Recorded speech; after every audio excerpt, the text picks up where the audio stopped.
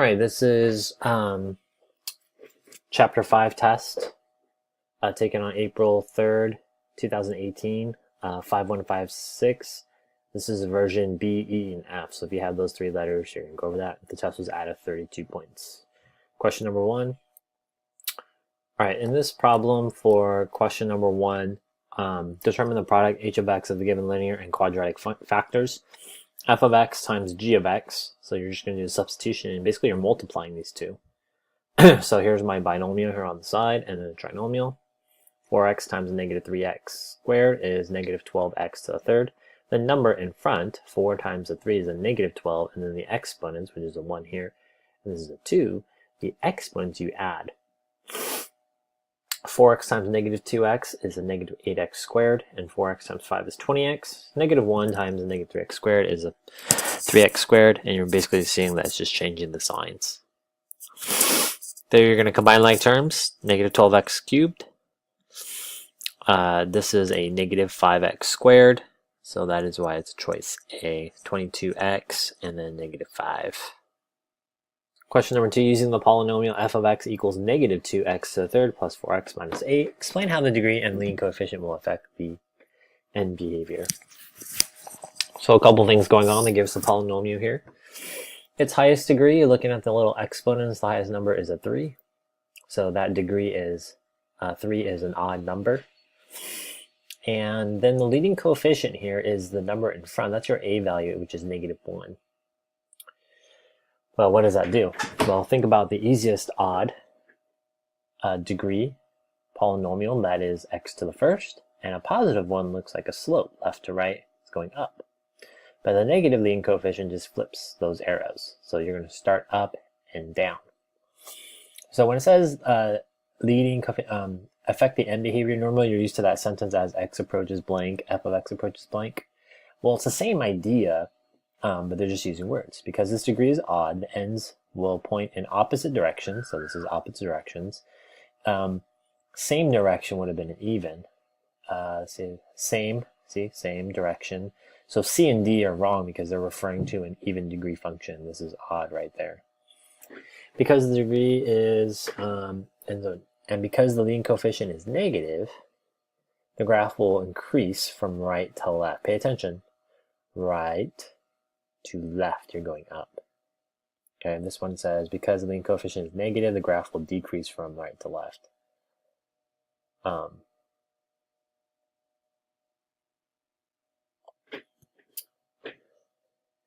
Because the leading coefficient is negative, the graph will decrease going down from right to left. Right to left. So going from this direction is going up, not down. That's why it's A. Sorry, I had to read it a couple times, and that's something you should do too. C. Multiple choice, identify the polynomial function graphed. If it has an odd or an even degree and it has a positive or negative leading coefficient. So very similar to the problem above. Here now you have a graph, and notice how it starts up, ends down. This is an odd degree. And normally odd degrees, like we just discussed in the previous problem, they normally start down, end up, but this one has a negative leading coefficient because it's flipped. Yeah. Question number 4. If you use y equals x cubed as a reference graph, or a word we use in class is the parent function, describe how you would graph y equals parentheses x plus 3 parentheses cubed minus 4.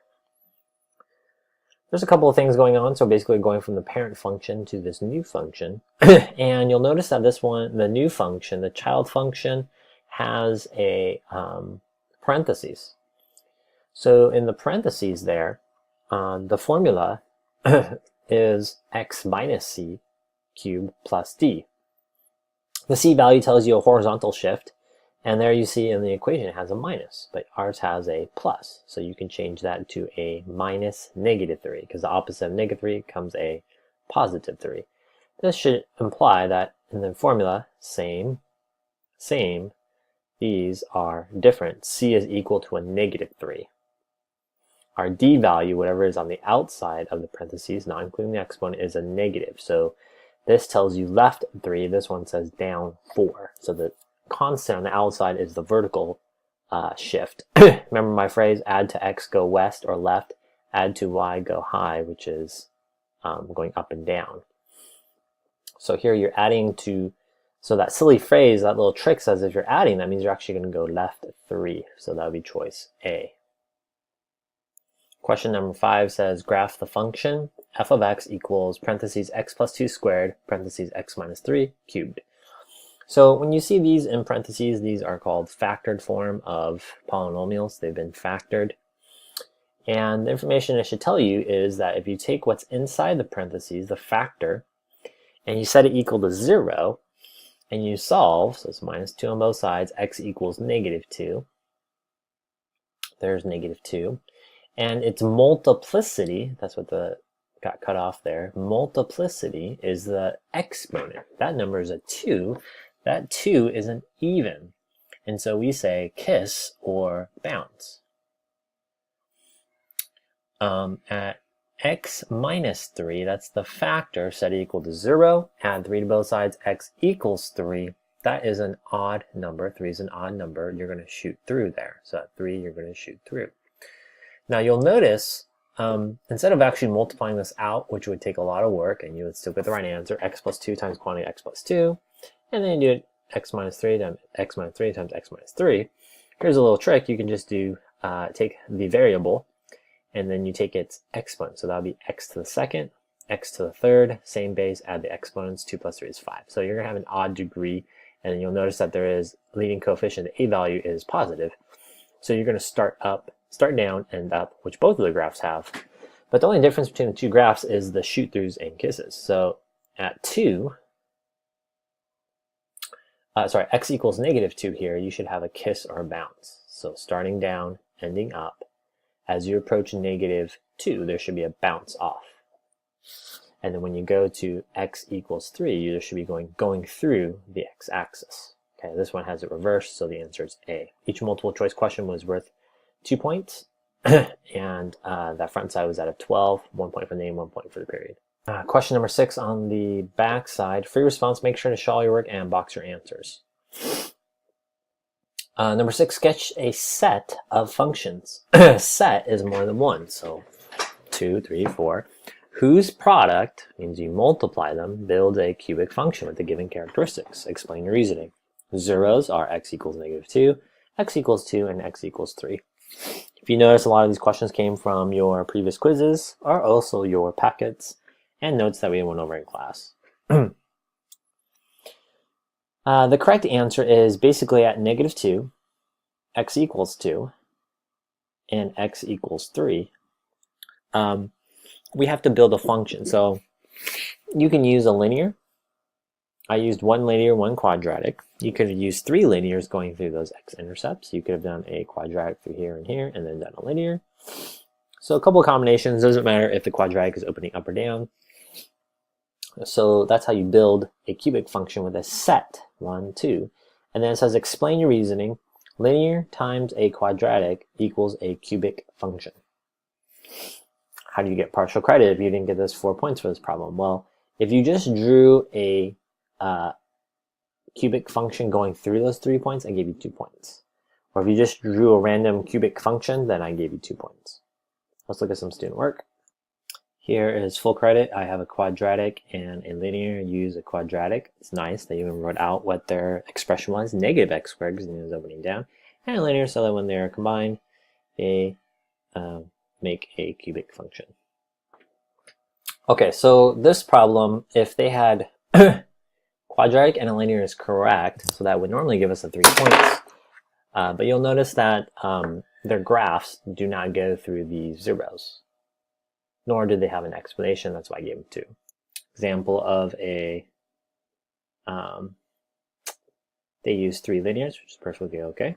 Question number 7, the Ken. Here is your answers. That's a 3. And then if you need help with that, you can look at other videos. Question number 8. Question number 8 says sketch the graph. The graph is just one graph. It doesn't say a set of graphs or a set of polynomials or functions. So sketch the graph of the cubic function that is the product of the function shown. So here I have 3 linears, so that should tell you it's going to be cubic. We already know that. Okay, well, how do you do this problem? So if I look along the x-axis, let's see if I can zoom in a little bit better. You'll notice that the graphs cross, the linear graphs, not my, if you can delete that, my linears cross the x-axis here, here, and there. So I'm just looking at the x-axis and see where the graphs touch, okay? And I can only touch 3 places because that's what a cubic function means. X to the third, 3, 1, 2, 3. So then from here, each of the x-intercepts we learned in class to draw a line or a dotted line. So I have my blue highlighter. And then from each of these points, you have these 4 intervals, left of the blue line, in between, and to the right of the blue line.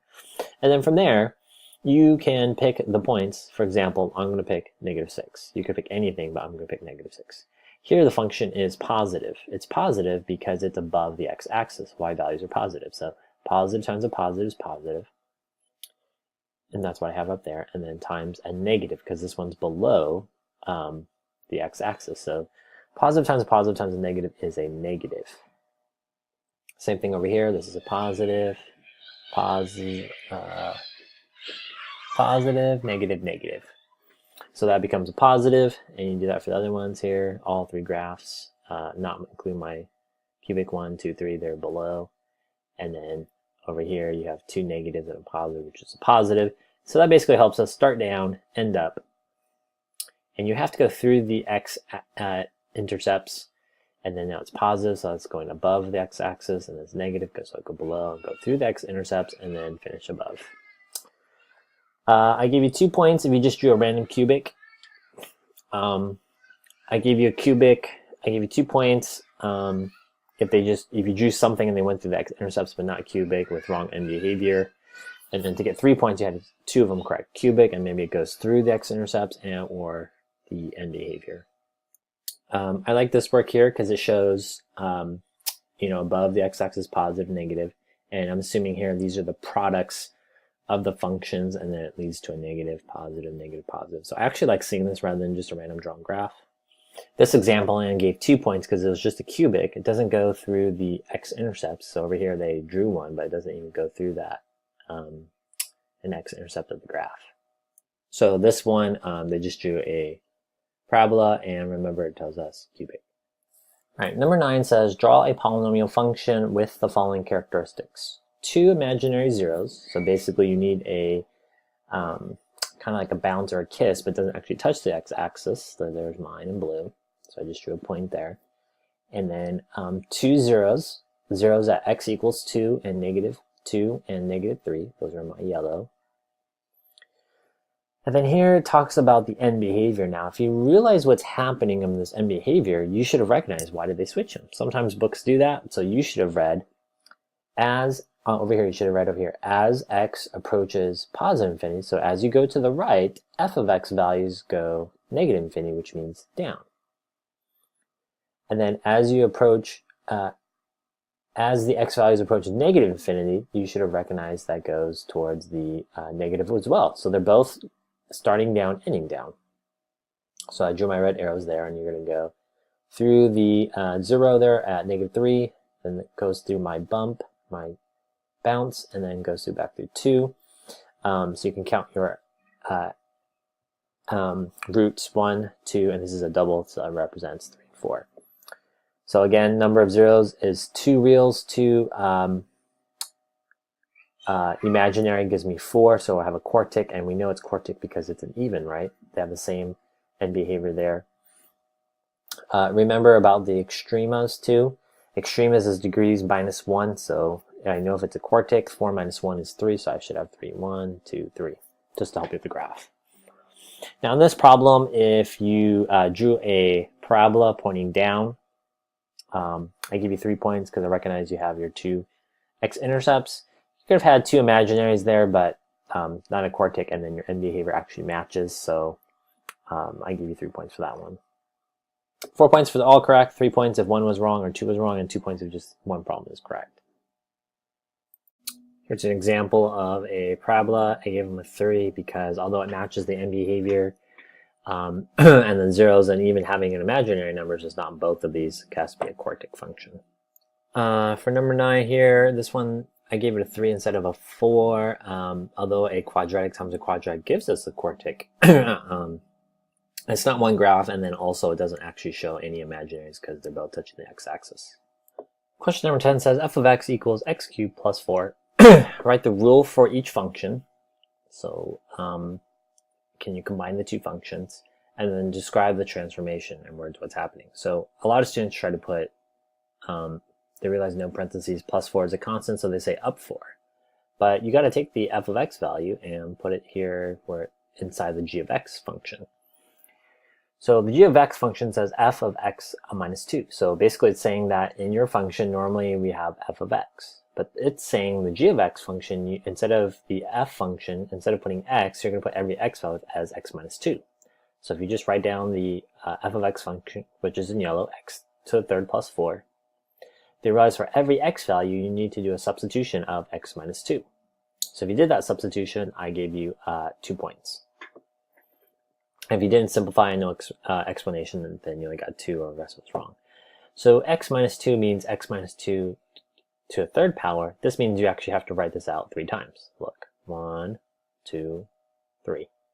So you're going to multiply x squared, negative 2x, positive 4. Then combine like terms and put that right there. Then x minus 2. You multiply, you get x cubed, negative 4x, 4x, negative 2x squared, positive 8x, and minus 8. So I put that, when you combine like terms here, right there. And I highlighted the blue because in the last quiz we forgot about that, so put a plus 4 there. So then you get negative 4. So this is how you got 3 points, showing substitution and then simplifying it. And then describing the transformation. Notice how you're describing the g of x actually, and so here you have a parentheses and it's minus 2, so that's actually right 2 units. Remember the phrase add to x, so this is not adding. Add to x, go west, which is left, so this is not adding, so you're going the other direction, that would be right 2. The reason why is that because your c value is actually a positive 2. And so that means your x-intercept would be order pair of 2, 0. You got 3 points if you did the substitution and you simplified. Or I said substitution, you didn't simplify to this box, but you wrote the explanation right 2 units. Or if all of it's wrong and you just wrote right 2 units, I put a check and you got 2 points. So that backside was out of 20 points. And then again, the test was out of 32. Let's go ahead and look at some student work. So here I gave the student 2 points. Vertical shift 4 units is incorrect. Right 2 units was correct. Here the student tried to multiply these two. That's incorrect. And if you think about why it's not to the 4th power is this is your original function, and all you're doing is actually shifting right the units, the points, 2 units to the right. So it's still actually a cubic function, but you're just moving it 2 units to the right. So you can't change a cubic to a quartic. I want to show you 1 point for trying. Student did the substitution incorrectly. Although they knew the silly phrase, it didn't help them identify that you're going to the right 2 units, 1 point.